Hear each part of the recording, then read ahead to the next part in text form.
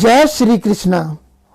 एक बार गोपियों ने भगवान श्री कृष्ण से कहा कि हमें अगस्त ऋषि को भोग लगाने के लिए जाना है, परंतु यमुना नदी बीच में पड़ती है।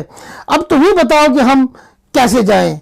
भगवान श्री कृष्ण ने गोपियों की तरफ मुस्कुराते हुए देखा और कहा कि जब भी तुम यमुना जी के करीब जाना तो यमुना जी से कहना कि हे यमुना जी, अगर भगवान श्री कृष्ण ब्रह्मचारी हैं तो आप हमें रास्ता दो। गोपियां जोर जोर से ठहाके लगाकर हंसने लगी और भगवान श्री कृष्ण से गोपियों ने कहा, हमारे कह देने से क्या यमुना जी मान लेंगी कि भगवान श्री कृष्ण ब्रह्मचारी हैं और हमें वो रास्ता दे देंगी। भगवान श्री कृष्ण बोले कि हाँ, आपको रास्ता यमुना जी जरूर दे देंगी। परंतु गोपियों ने कहा कि जो सारा दिन आपके पीछे पीछे फिरती हैं, आपके पीछे पीछे घूमती हैं, कभी आप उनके वस्त्र चुराते हैं, कभी आप उनकी मटकियां फोड़ते हैं, कभी आप उनका माखन चुरा कर खा जाते हैं। खैर जाने दो, हम कोशिश करके देखते हैं कि क्या सचमुच में यमुना जी हमें रास्ता दे देती हैं। गोपियां यमुना जी के पास पहुंची और यमुना जी को हाथ जोड़कर कहा कि हे यमुना जी, यदि भगवान श्री कृष्ण ब्रह्मचारी हैं तो आप हमें रास्ता दो। सारी गोपियां आश्चर्यचकित रह गई क्योंकि यमुना जी ने इतना सुनते ही गोपियों को रास्ता दे दिया। खैर गोपियों को रास्ता मिला और गोपियां आगे बढ़ गई। गोपियां अगस्त ऋषि के आश्रम में पहुंची और अगस्त ऋषि जी को भोजन कराया। भोजन कराकर जब वो वापस लौटने लगी तब उन्होंने अगस्त ऋषि जी से कहा कि हम वापस तो घर लौट रहे हैं, परंतु बीच में यमुना जी पड़ती हैं, तो हम घर कैसे जाएंगे।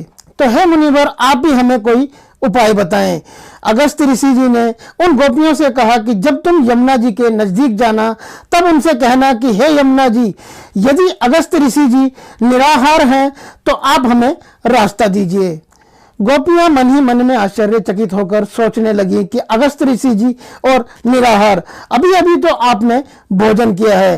खैर जाने दीजिए, हम कोशिश कर देख लेते हैं। गोपियां यमुना जी के नजदीक पहुंची और यमुना जी से हाथ जोड़कर बोली कि अगर अगस्त ऋषि जी निराहार हैं तो आप हमें रास्ता दीजिए।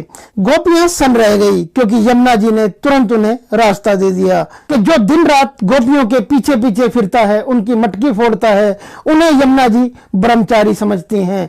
अभी अभी जिन्होंने पूरा भोजन गटका है उन्हें यमुना जी निराहार समझती हैं। ये कैसी उधेड़बुन है। वो दौड़ी दौड़ी भगवान श्री कृष्ण के पास पहुंची और भगवान श्री कृष्ण से हाथ जोड़कर कहा कि अब आप ही बताइए कि ये सारा माजरा क्या है, किस तरीके से आप ब्रह्मचारी हैं और किस तरीके से भोजन करने वाले ऋषि जी निराहार हैं।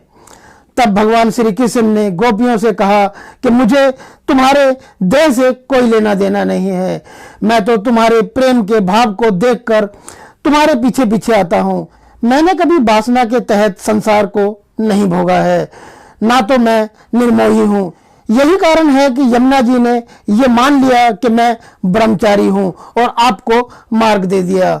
तब गोपियां बोली कि भगवान मुनिराज ने तो हमारे सामने पूरा भोजन ग्रहण किया है, फिर किस तरीके से अगस्त ऋषि जी निराहार हो सकते हैं। भगवान श्री कृष्ण जोर जोर से हंसने लगे और बोले कि अगस्त ऋषि जी आजन्म उपवासी हैं, उनका भी भोजन में किसी तरीके का कोई भी मोह नहीं है। उनको कतई मन में नहीं होता कि वो भोजन करें। वो हमेशा भोजन इसलिए करते हैं कि वो मुझे पहले भोजन ग्रहण करा सकें।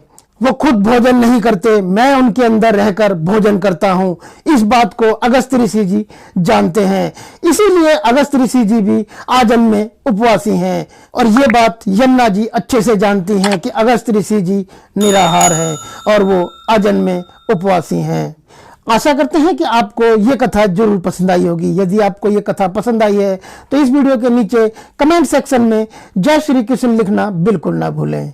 जय श्री कृष्ण।